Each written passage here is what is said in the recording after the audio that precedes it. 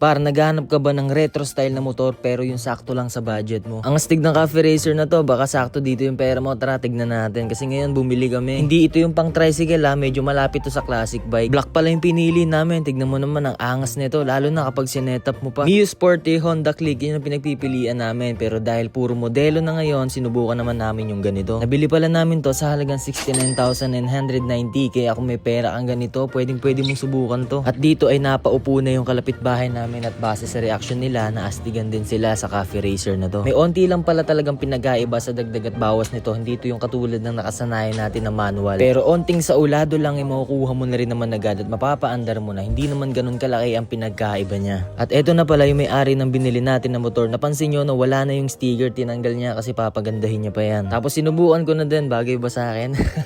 Pero ayun, nakikibagay na lang din. Pero real talk, pag ganito motor mo, wala ka sa pabilisan kasi nasa pabugian ka at yun talaga yung pinopromote ng Cafe Racer. Maganda, smooth naman yung takbo niya at pwede talaga sa mga binata. Maganda shockboy ah. Maganda shockboy. Di ang bantag na pag-arapo yan. Makakaliwa ako. Kaya pwede anggilan mo ito, ang ganda.